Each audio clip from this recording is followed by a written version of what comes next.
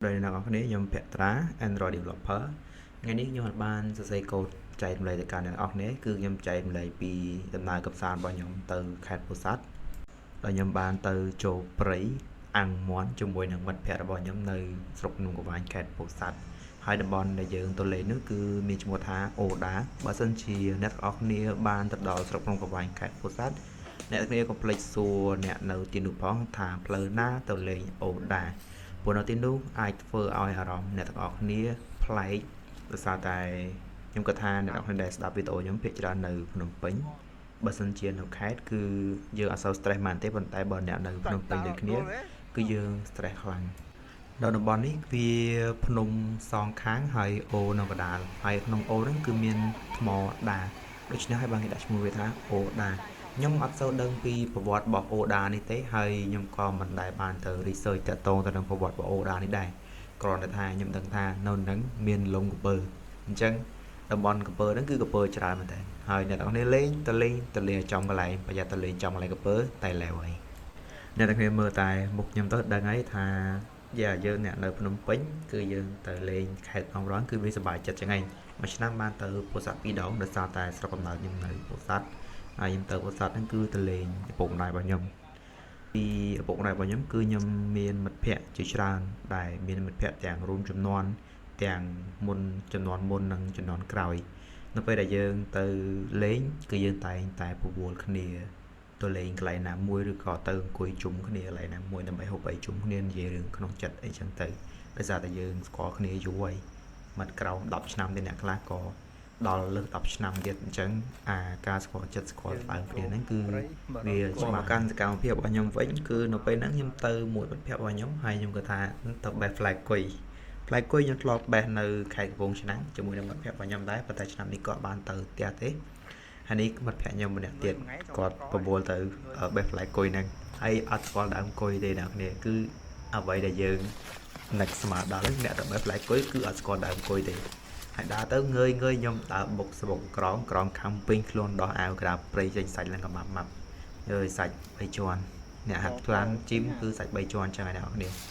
បន្ទាប់ពីយើងពាក់អាវហើយអស់ហើយខ្ញុំក៏បានដើរទៅទៀតហើយខ្ញុំឲ្យបងខ្ញុំកាន់កាមេរ៉ាខ្ញុំវិញកុំឲ្យថាខ្ញុំដើរទៅចូលឃើញតែខ្លួនឯងឃើញតែគេអត់មានខ្លួនឯងក្នុងកាមេរ៉ា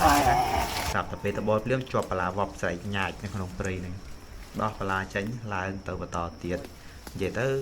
មនុស្សខានចូលព្រៃយូរគឺអញ្ចឹងឯងវាអត់ចំណាយទេបានក្រងខាំខ្លះមុតបលាខ្លះបន្តមកទៀតខ្ញុំក៏បានដើរទៅកន្លែងមិត្តភ័ក្តិខ្ញុំម្ដងទៀតគាត់ថាអត់ឃើញទេហើយដើមក៏អត់ស្គាល់ដែរនេះស្ដាប់អត់ច្រឡំទេបន្ទាប់ពីសួរគ្នាហើយហត់អង្គុយមួយផ្លែតបងខ្ញុំឈរពីក្រោយខ្ញុំសម្រាប់បច្ចេកមុខសខ្ចីឲ្យអ្នកនរគ្នាមើលតិចទៅហើយបន្តមកទៀតខ្ញុំក៏បានដើរថតដើមឈើវិញបើសិនជាយើងអត់ស្គាល់ដើមគុយដែលវេផ្លែគុយអត់ស្គាល់ដើមគុយហើយអញ្ចឹងមានតែថតដើមឈើនឹងឯង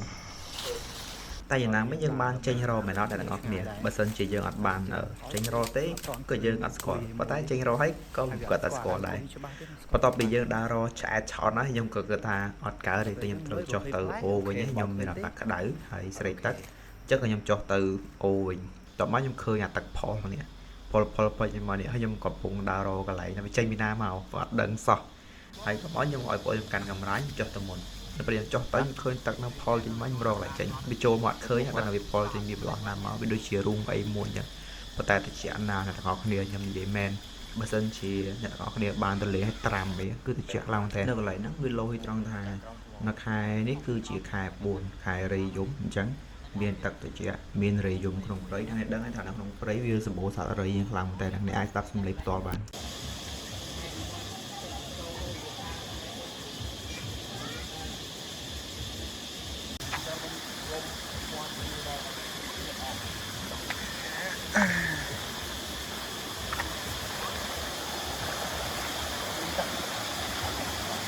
ខ្លៃបាន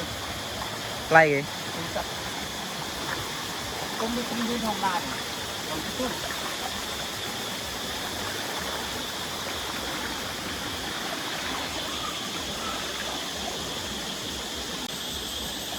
ឥឡូវនេះខ្ញុំដើរចូលមកកន្លែងនេះមួយ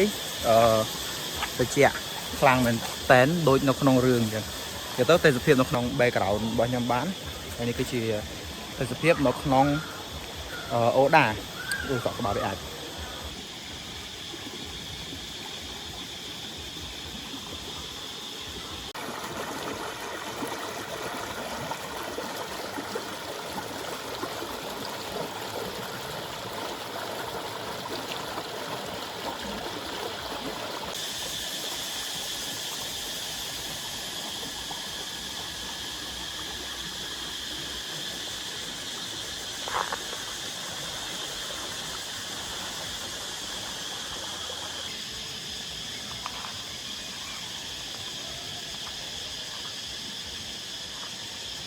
បន្ទាប់ពីដើរថតទេសភាពហើយខ្ញុំក៏ត្រឡប់ទៅជំរំដែលគ្នាខ្ញុំគាត់បានបោះអាំងសាច់នឹងវិញខ្ញុំអត់ដឹងថាពួកគាត់អាំងហើយឬក៏នៅទេនៅពេលដែលខ្ញុំឡើងមកនេះគឺខ្ញុំគិតតែដើរថតដើរសប្បាយហ្នឹងហើយបែរជាអាចនិយាយថាអាចនិយាយលេងថាចាំស៊ីស្លាច់ណាអ្នកនរពីមុនខ្ញុំអាសាជួយដើររក OHM តែលើកនេះតាំងពីឡើងធ្វើជា content creator មកវើដឹងតែទៅណាក៏តែពីថតទៅណាក៏ពីថតហើយអ្នកដែលគាត់ធ្វើគឺនៅធ្វើអញ្ចឹងប៉ុន្តែចេះដោយសារតែយើងអត់មានកាមេរ៉ាមែនណាអានេះខ្ញុំឲ្យបងខ្ញុំថតឲ្យណាស្អាតខ្ញុំអត់ដឹងទេទូទៅខ្ញុំកាមេរ៉ាមែនឲ្យខ្លួនឯងផងហើយនឹងនេះផងអញ្ចឹងខ្ញុំក៏រត់ទៅកន្លែងនោះទៅដោយសារតែវាក្តៅនៅម៉ោង 12 គឺក្តៅខ្លាំងមែនទេខ្ញុំក៏សម្រាប់មកលុបមកផ្លែទៅអ្នកនរគ្នាកាលពីឆ្នាំ2022 21យើងមកម្ដងកាលហ្នឹងអត់មានទឹកទេតាមនេះគឺស្ងួតទាំងអស់ខ្ញុំរកបានទឹកនៅខាងលើមកធ្លាប់ហើយត្រាំនៅក្នុងហើយនៅជាក់ខ្លាំងមែនតើមើលតាជើចូលត្រីចឹកអើយកណ្ដឹងឯងដើមអូនញ៉ាំមកដែរអាមនុស្សស៊ីអស់ហើយដែរនៅទេរបល់យកមិត្តភក្តិខ្ញុំនិយាយអារបល់យកវិញហ្នឹងអត់កន្លែងហ្នឹងដោយសារតែខ្ញុំដើរទៅថតចិត្តគាត់ទៅគាត់ភញាក់គាត់នឹកស្មានថាខ្ញុំមកហ្នឹងខ្ញុំថតគៀកគាត់ដំឡឹងហើយនេះគឺសកម្មភាពរបស់គាត់អាំងមាន់អ្នកជំនាញរបស់ខ្ញុំហើយអ្នកនរគ្នាដៃគាត់ស្រីសស្គូណាអាហ្នឹងចង់ភៅហើយអ្នកទៀតហ្នឹងគឺគាត់ក៏ចង់ភៅដែរគាត់ថាមួយបែបផ្សារមួយបែបស្រុកស្រែអញ្ចឹងអ្នកដែលទៅជាមួយគ្នាហ្នឹងសុទ្ធតែមានជំនាញរៀងៗខ្លួនខ្ញុំក៏ជាចុងភៅម្នាក់ដែរគាត់ថាទៅលើកនេះទៅជាកាមេរ៉ាមែនអញ្ចឹងជាអ្នកទៅដំណើរកម្សាន្តអញ្ចឹងហើយបានខ្ញុំអត់នេះទេអត់សូវបានជួយគេច្រើនទេហើយនៅពលនោះចាំបស៊ីពលហ្នឹងអត់បាច់ខ្វល់ទេហើយបន្តមកទៀតមាន់ចាប់ផ្ដើមក្រៀមមាន់នេះយើងចំណាយពេលអាំងក្នុងល្បាក់ជា2ម៉ោងដែរនេះ1ម៉ោងជាង2ម៉ោងទ្រាំបានហូប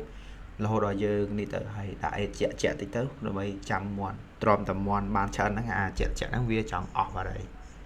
ក្រៅពីមាន់យើងក៏មានសាច់គោសម្រាប់អាំងដែរសាច់គោទិញទៅប្រហែលជាអាច1គីឡូខ្ញុំគិតខ្ញុំបានសួរទេដោយសារយើងទៅនេះទៅជា2ក្រុមមានអ្នកទៅមុនមានអ្នកទៅក្រោយហើយអ្នកទៅមុនហ្នឹងគាត់ទិញសាច់គោទិញមាន់ហ្នឹងទៅហើយអ្នកទៅក្រោយទិញមាន់មួយហើយជាក់មួយកេះដូច្នេះហើយបើសិនជាយើងគិតប្រហែលជាមាន់2សាច់គោ1គីឡូប៉ុន្តែគេក៏មានជានំកញ្ចប់នំអីហើយមានជាកន្លងតនពងកន្លងតនបើអ្នកអត់ដឹងទេអាហ្នឹងកូនកែបវាមិនមែនវាដូចកែបប៉ុន្តែវាមិនមែនកូនកែបទេ sorry វាមិនមែនកូនកែបទេគាត់ថាnóវាដូចកែបមាន់តំណងណាគ្នាដល់ពេលដែលគាត់អាំងហ្នឹងគាត់លាបអំបិលម្ទេសលាបទឹកត្រីកោះកងលាបអីណាគ្នាមើលតែមាន់ហាន់នេះទៅដឹងហើយសាច់ពុះពេញទៅដោយជាតិដោយសារតែយើងយកត្រីកោះកងហ្នឹងទៅលាបមាន់ហើយដល់នេះចាំមើលខ្ញុំភ្លក់មួយម៉ាត់ទៅដាក់បួងយកចូលម៉ោង2ដល់ម៉ោង1អីអ្នកគ្នាគិតមើលទៅតោះបានហូបបាយផងចឹងនៅពេលដែលមាន់ឆ្អិនមានអីក្រៅពីមាន់ជាមួយអាជាក់ឯងបាយម៉ាត់2ដាក់ទៅចែកគ្នាអ្នកម៉ាត់ប៉ុន្តែថ្ងៃទៅហ្នឹងគឺហូបបានបបោដែរមិនមែនអ្នកម៉ាត់ដូចខ្ញុំនិយាយទេដោយសារតែគ្នាទៅហ្នឹងចំនួនប្រហែលជា10 11 12នាក់ហើយមាន់ចំនួន2សាច់គោ1គីឡូហើយនៅអាជាបញ្ចុក1កណោទៀតបន្ទាប់ពីហូបមាន់ហូបអីឆ្អែតហើយខ្ញុំក៏ទៅលេងទឹកអានេះដល់ដំណាក់កាលលេងទឹកហើយធម្មតាអ្នកគ្នាបើសិនយើងទៅកន្លែងព្រៃភ្នំមានទឹកយើងប្រកាសជាលេងទឹកហើយលើកនេះទៅដោយសារតែមនុស្សច្រើនទេពីមុនខ្ញុំដើរស្លៀកលីអូពេញព្រៃប៉ុន្តែលើកនេះលាងខោវែងដោះអាវតិចតួចអីចឹងទៅអានេះកន្លែងទឹកធ្លាក់ខ្ញុំបានថតពីដំបូងតិចហ្នឹងគាត់ថាខ្ញុំអត់បានចប់មកក្នុងអញ្ចឹង តំបន់នេះគេហៅថាខាងលើតិចទៀតទៅលើទៀតគឺជាលំកពើខ្ញុំអត់ហ៊ានទៅទេហើយបើទៅក៏រឿងព្រឺខ្នងដែរអ្នកគ្នាគាត់តែឃើញទឹកក៏ខ្លាចដែរហើយពូម៉ាក់ខ្ញុំនោះវាទៅដេកទឹកមិនទឹកចូលទៅជាស្រេចពីហ្នឹងបំចូលជាមិនបើដេកដាក់ទឹកឲ្យហូរចូលហើយហ្នឹងបន្តមកទៀតខ្ញុំក៏ដើរទៅលើទៀតហ្នឹងគឺកាន់តែគៀកលំកពើមែនតើហ្នឹងហើយទឹកត្រជាក់ណាខ្ញុំនិយាយមែនអ្នកនេះមើលទឹកក៏កណ្ដងលេងដល់កយហើយមានអ្នកខ្លះគាត់ទៅគាត់យកដងស្ទួយទៅស្ទួយត្រីកន្លែងហ្នឹងវាមានត្រីណាស្ទួយដល់លើទៀតស្ទួយកពើហ្មង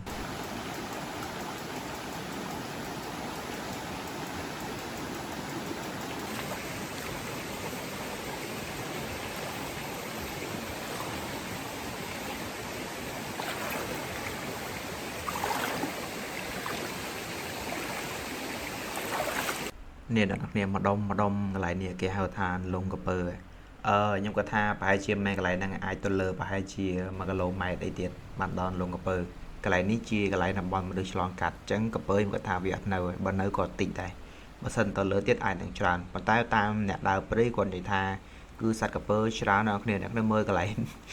នេះខ្ញុំក៏មានចុះដែរហើយបើមិត្តភក្តិខ្ញុំនៅវាចូលមួយនៅកលៀតថ្មចេញតែក្បាលអញ្ចឹងដល់ពេលវាចូលហើយខ្ញុំមុតបណ្ដោខ្ញុំឲ្យវាថតដល់អញ្ចឹងណាតិចនិយាយទៅតិចខ្លាំងដល់ពេលដែលយើងហត់យើងសម្រាប់បាត់ហត់ភ្លាមយើងសម្រាប់សិនណាយើងមិនមែនហត់ភ្លាមយើងចុះតែគេយើងសម្រាប់ឲ្យបានយើងចូលទៅលេងទឹកអាហ្នឹងបាន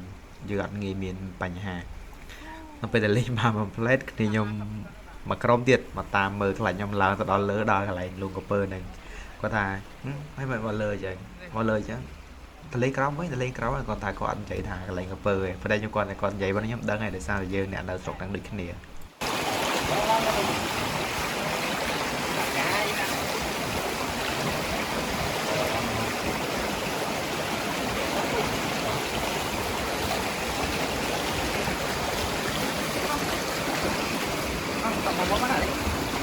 Bằng kia đó đang cái cho là ngái nha ô cái tôi tray đâu mà nhờ là tôi cho vào cái đồng ngọc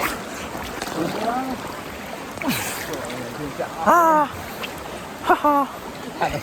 thầy vui vậy anh chạy đi đâu window ơi tôi bây giờ ban lơ kia rồi cả cao lần lọ này ơi sạch cho mà chill ơi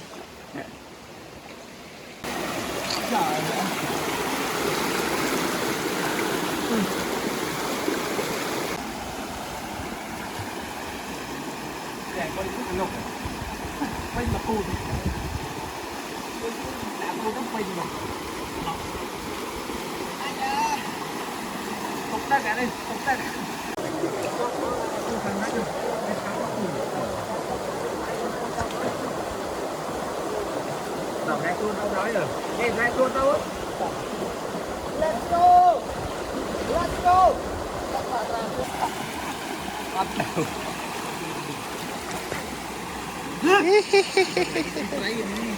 Stój trajen.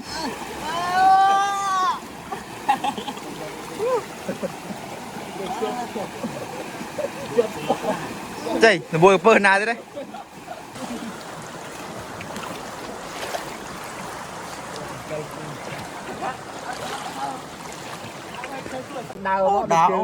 Đá.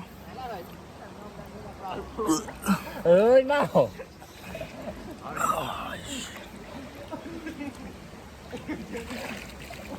Ôi tròn đây là phòng. Đầy. Ôi tắc trâu. Ê trâu men ten. Trông cò. Tao đấy mà. Trông cò trâu. Chơi.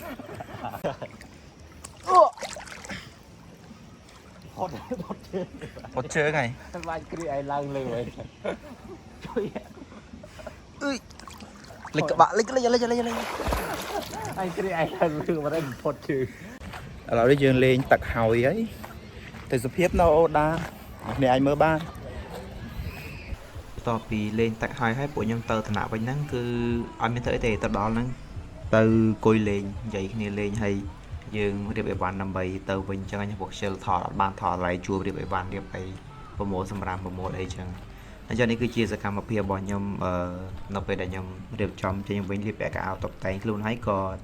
តម្រងគឺបែបនេះវាដូចតែតម្រងពេលយើងទៅដែរទេប៉ុន្តែវាសយត្រង់ចែនៅពេលដែលខ្ញុំដើរសល់តែ1ម៉ែត្រទៀតដល់ច្រាំងហ្នឹងខ្ញុំធ្លាក់ផុងថ្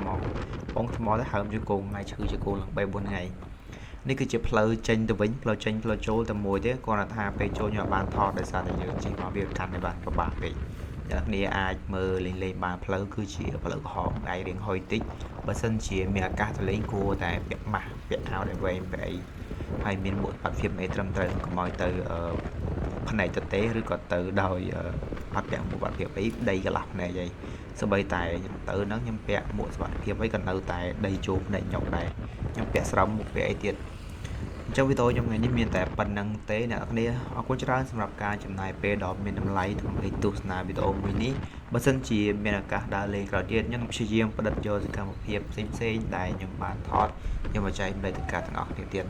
ហើយចាប់ពីពេលនេះទៅខ្ញុំនឹងព្យាយាមផលិតវីដេអូតាមដែលអាចធ្វើទៅបានទាំងការចែកម្លែកផ្នែក technical ទាំងការដើរលេងក៏ជា activity របស់ខ្ញុំបន្ទាប់ពីមកដល់ហ្នឹងខ្ញុំអត់មានទេមកដល់ផ្ទះគឺមានតែប៉ុណ្្នឹងឯងថតឆ្មាអោបឆ្មានៅផ្ទះមានតែប៉ុណ្្នឹងអរគុណច្រើនជម្រាបលាជួបគ្នានៅវីដេអូក្រោយបាយបាយ